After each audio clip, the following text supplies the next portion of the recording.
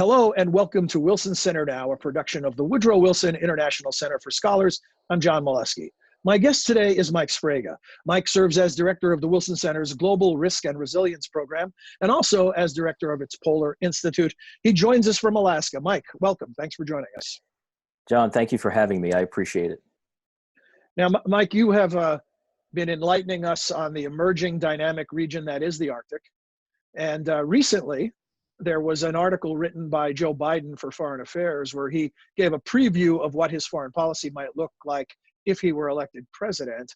And you had a reaction to that manifested in an op-ed. Can you explain to us what your thinking was? Yeah, thank you, John. Thanks for the opportunity.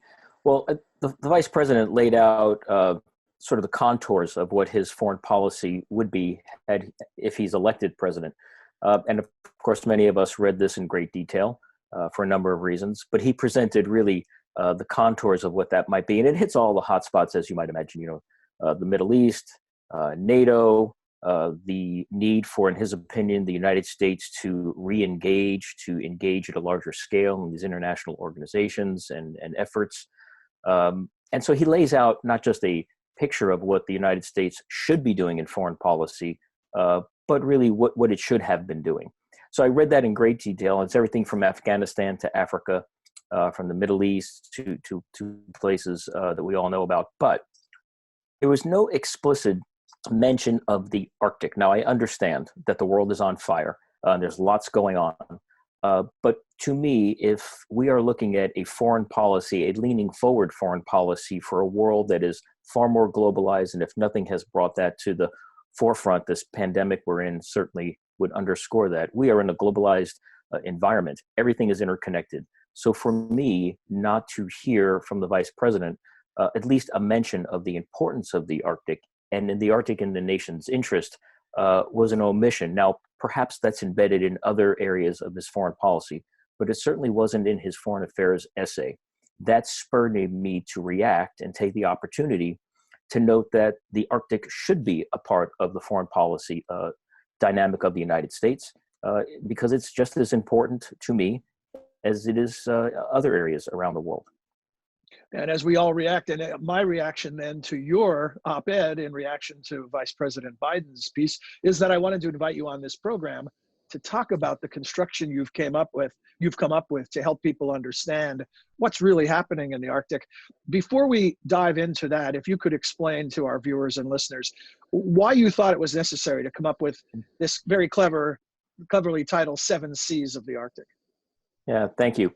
Well, to me, when you talk to people about the Arctic or even the Antarctic, or a place they're just not familiar with, or the concept of climate change, it's just too big.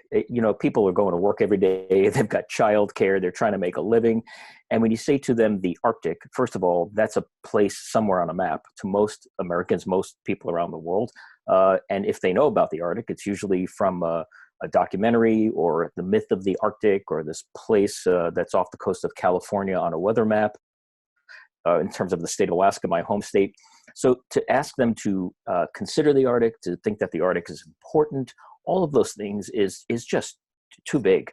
And I have struggled with that, not just as an Alaskan, but somebody who deals in Arctic and Antarctic policy, to explain to people in the rest of the world, our own nation, where we both work in Washington, D.C., certainly members of the Hill, the administration, where the Arctic is, why it's important, the state of Alaska that makes the United States an Arctic nation.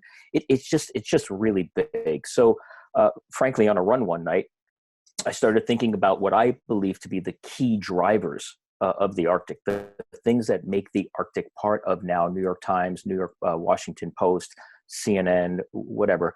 What makes these issues flare up? Why are people talking about the Arctic? And what does the broader international community think about the Arctic? Why, for instance, are Asian countries interested in the Arctic? Why, for instance, is NATO interested in the Arctic? So I started thinking about these major drivers, and about 3/4 of the way through the run, I realized that to me, there were 7 of these key drivers, and they happened all to begin with the letter C.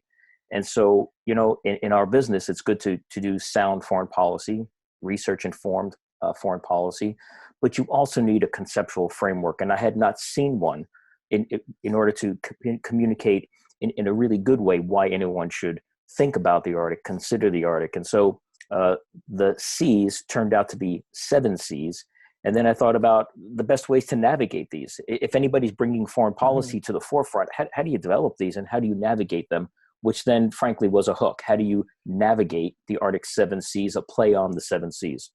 Well, Paul McCartney awakened one day and had yesterday fully formed in his brain. You went on a run and gave us the 7 Cs. So the creative process is interesting to see how it works. So what I'm going to do, with apologies to Sesame Street, I'm going to make like the count, and I'm going to work through these 7 and ask you about each one, to comment on each one of the 7 Cs. The first one is climate. Yeah, thank you. And thank you for putting me in the same line as Paul McCartney. I appreciate that. Well, to me, the major driver in the Arctic and elsewhere, but particular in the Arctic, is climate. You know, it's not climate change, in Mike's opinion. It's not climate, it's not global warming. It's global heating. I mean, the Arctic is warming at more than 2.5 times the rest of the global average. So yes, all parts of our planet are experiencing global warming, but the Arctic in particular is literally melting and thawing under our own feet. And so if you combine the shrinking of the pack ice in the Arctic Ocean, one of the 2 refrigerators of our planet, the Arctic and the Antarctic, they regulate our climate. If you think about the thickness, the lack of thickness in the Arctic Ocean sea ice, when you think about the shrinking of the ice cap, the raising of global oceans due to that, and then you link to that the dramatic changes we have seen in the Greenlandic ice cap, which is a significant addition to the geographic landscape of the North, and then link to that Antarctic ice sheets melting. All that combined, to me, says that's a bad thing. And to, more importantly, the global researchers and the scientists that track this, because all of those things, aside from ocean acidification, aside from migrating fish species, aside from impacts on communities, we can keep that ripple effect going. You have significant impacts in the future. We're seeing it now, but in the future for global sea rise. And we see storm surges much more amplified, not just in the Gulf of Mexico, but certainly in the Arctic. Hurricane force winds and coastal erosion in the Arctic.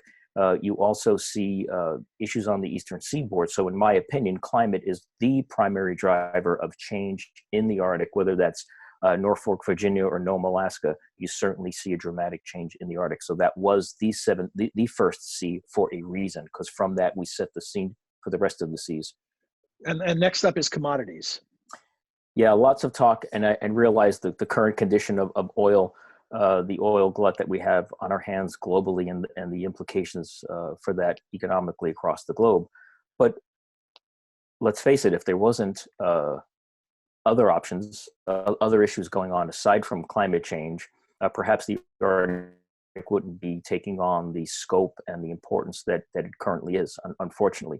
There's a lot of commodities in the Arctic, mostly oil, gas, strategic minerals, and fisheries. There's the promise of fish moving not just north, but there's a opening fisheries there, extensive fisheries that have been there, but the potential for even more fish migration north. To this, we see most of the activity related to commodities in the Arctic in oil and gas and strategic minerals, vast oil reserves. So commodities has been a driver. The promise of commodities in the Arctic has been a promise. Why people are far more interested in the Arctic. There's a reason why Russia has put so much investment in their northern sea route. It's because they are a oil and gas rich country. There's a reason China has put in billions of dollars in helping Russia invest in their northern sea route. There's a lot of geopolitics there, but there's also oil and gas and vast reserves of minerals, and not just in Russia, across Alaska, northern Canada, Greenland, Iceland, Norway, Sweden, Finland. Commodities is a major driver, and even though commodity prices go up and down, it will be in the future. It will just need for commodity prices to regulate, but still commodities is a significant driver in our new Arctic. Well, when you talk about prices where there are commodities, there's commerce, which is your next C. Yeah, thank you for that segue. Commerce can be defined in a lot of different ways, and understand that that these 7 buckets, the way I've tried to conceptualize these, you can take some of the items that I will mention and put it in another C. So this is an imperfect but very functional framework that I've tried to develop. So commerce, for this particular instance, is related to shipping.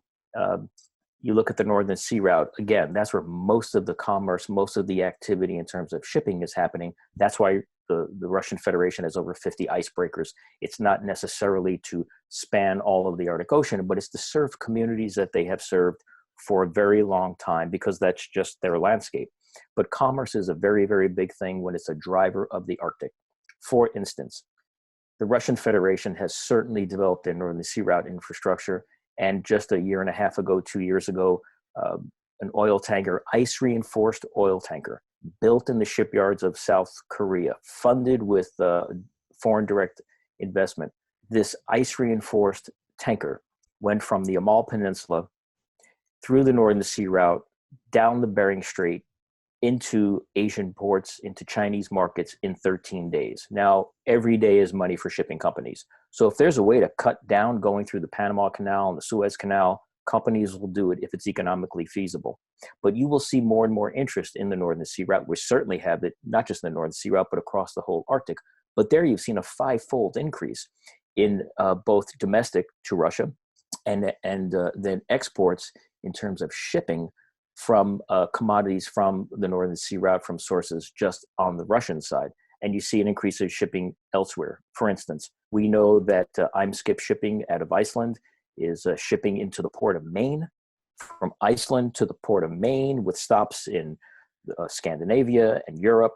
But think about that kind of commerce going on the other side of the Arctic, the Atlantic side of the Arctic. So commerce, to me, even it might wane here and there, but to me, commerce in the Arctic is yet another driver linked to commodities and linked to the climate issue. And next on your list, Mike, is connectivity, which has multiple meanings. It does. Again, it's a framework, but you can move these pieces around, and perhaps that's the upside of this kind of a framework. To me, there's multiple connectivities. Obviously, the North is challenged when it comes to just basic internet connectivity. There are still villages in rural Alaska and elsewhere in the North, communities in the North, that even though they might have internet connection, they are incredibly slow. I mean, to download a PDF would take you, enough, you could have dinner and come back and it might be done. It's not perfect, but there is connectivity. But that will continue to be a major issue for the North, for our communities, but also in terms just being self-serving here in terms of the U.S. national interest.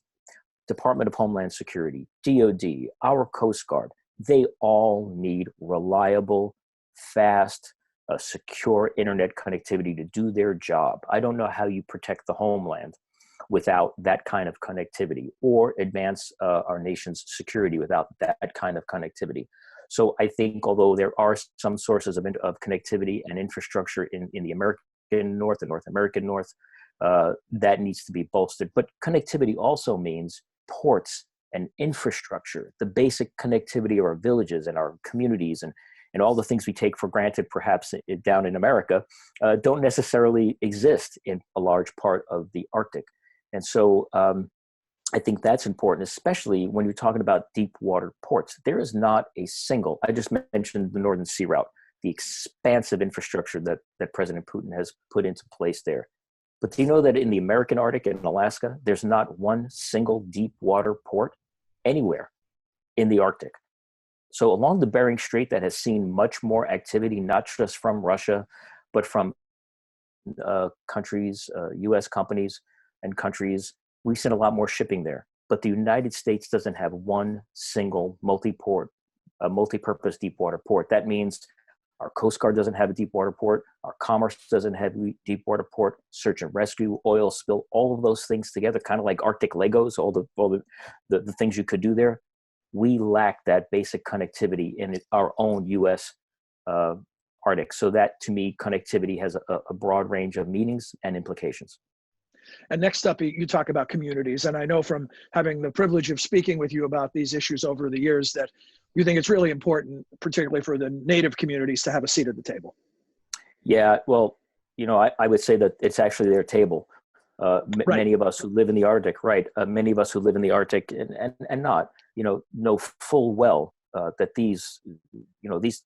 there are people who have lived here for thousands of years. They have adjusted, they have thrived in an environment that's rapidly changing, socially, politically, but certainly environmentally. And so to me, communities, that could be community of scientists, it could be a number of communities for this purpose, and for me driving home sort of this issue on the communities. Um, there are communities that are going through incredible stress right now, but in fact, they're also thriving. I mean, these are very resilient communities, but there's a big headwind here, and the headwind is literally their landscape is melting underneath them, thawing underneath them. There are villages in the state of Alaska and elsewhere in the North American Arctic and Arctic writ large that are seeing storm surge taking away their coastline that they had not seen before because the pack ice was there and it protected them. So that's a big issue. Over 36 or so Alaska communities are threatened and will need to relocate somehow. Well, that's a social issue, that's a political issue, it's an economic issue, and how we help these communities mitigate just to thrive in a rapidly changing Arctic, to me, is one of the 7 Cs that we must pay attention to for a myriad of issues.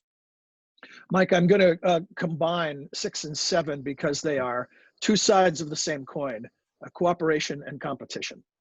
Yeah, thanks. So cooperation, let's start there, and then I'll take your coin. Cooperation is a major driver in terms of just not what's happening in the Arctic now, but it will be what shapes, I hope, the cooperation side of your coin. I hope cooperation shapes the future Arctic. Surprisingly, in this world of conflict, and I call it in the article in response to Vice President Biden's comments, this very acidic relationship that has emerged with the Russian Federation, between the U.S. and Russian Federation.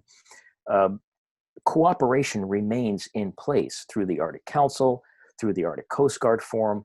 There are a lot of touch points in the Arctic related to bilateral and multilateral relationships with the Russian Federation and other countries, including non-Arctic nations. And so if you're going to build a future Arctic or try to get our globe more integrated, more stable, the Arctic is a wonderful place to build upon. There are 2 places where the US and the Russian Federation speak almost every day and cooperate almost every day. One is in the Arctic, writ large through the Arctic Council, lots of effort together. The other is the International Space Station. So we've got 2 places where we actually engage a lot with the Russian Federation.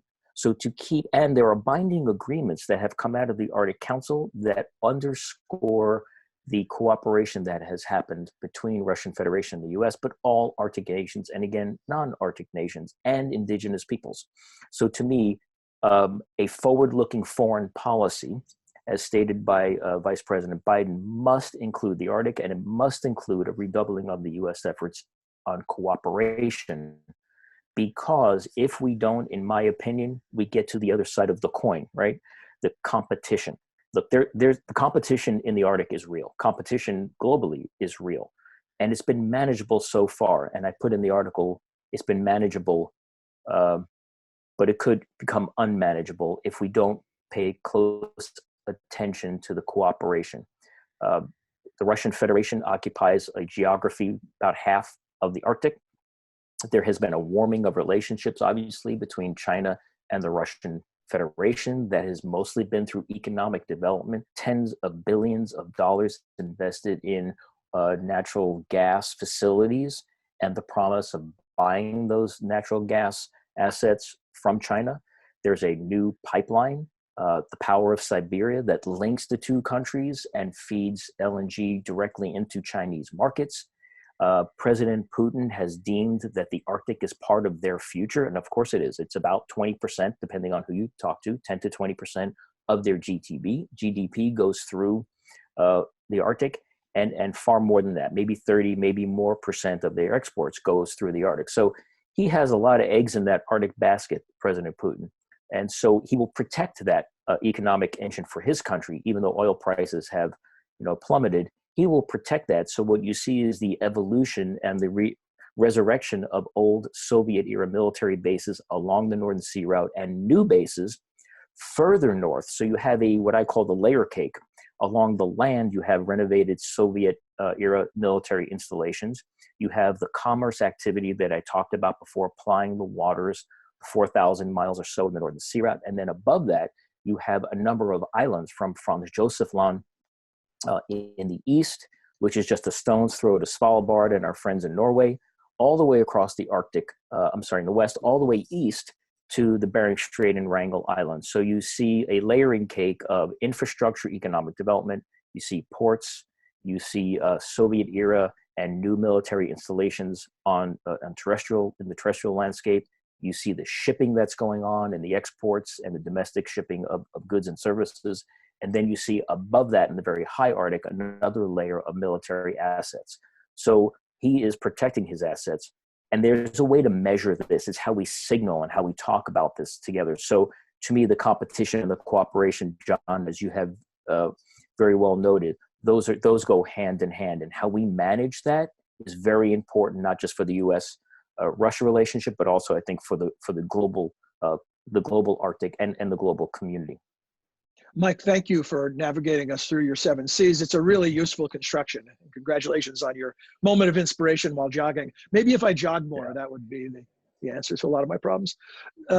Mike, before we let you go, I want to ask you, shifting gears slightly to the more closer to home question. Tell us about Alaska and during the coronavirus shutdown and how things are going for you and your family and for the rest of the state. I guess one advantage you have is a little social distancing goes a long way and you've got more space to work with. Yeah, we've got I live in even though I spend 95% of my time there with you in DC, my homeland is drop dead gorgeous. So it's a great place to live, and we do have a lot of space in our state, so that's very helpful. The state of Alaska, I think, has handled this coronavirus pandemic very well. Our cases have not been a lot, although every one is too many. They've done a nice job of communicating. They've kept it under wraps. The major concern has been because our communities are so small, spread can happen so easily. So for the big cities of Alaska, Anchorage, Fairbanks, and Juneau, where there is infrastructure and hospitals and support, all of the mayors have done a fantastic job of managing that. Our major concern has been not getting this disease, this virus out to rural Alaska. As you know, the vast majority of Alaska is not linked by roads, right? If you want to go to Nome, you have to fly there. If you want to go to many of our communities, you just have to fly because there's a road that goes from Anchorage to Fairbanks and another one that goes from Fairbanks to Anchorage. That's about what we have for road systems. So if this virus were to get into a small native community, they would be challenged to keep it under wraps and then address it with small, robust clinics, but not clinics that could take on this kind of pandemic. So for now, it's been fairly isolated. We don't have the big numbers of other places, but no one is Pollyanna about this. And I think for the most part, Alaskans have done a really good job of keeping a lid on this as best they can. Some good news. Thanks. And I hope it stays that way. Mike, thanks again. And I just realized before we close, we've referenced the piece you wrote a few times. We should let viewers and listeners know where they can find that. It was published by The Hill, the publication The Hill. And if you're watching this discussion between Mike and me on the Wilson Center website, we'll provide a link to the article on the same page as you found this video. So Mike, thanks again. Look forward to speaking to you again and look forward to when you can travel back to Washington and we can see each other face to face. Thank you, John. Great speaking with you as always. Thanks to you and the team. I look forward to getting back as well. Great. Thanks also to those of you who have watched and listened to this episode of Wilson Center Now. Hope you enjoyed it and that you'll join us again soon. Until then, for all of us at the center, I'm John Molesky. Thanks for watching.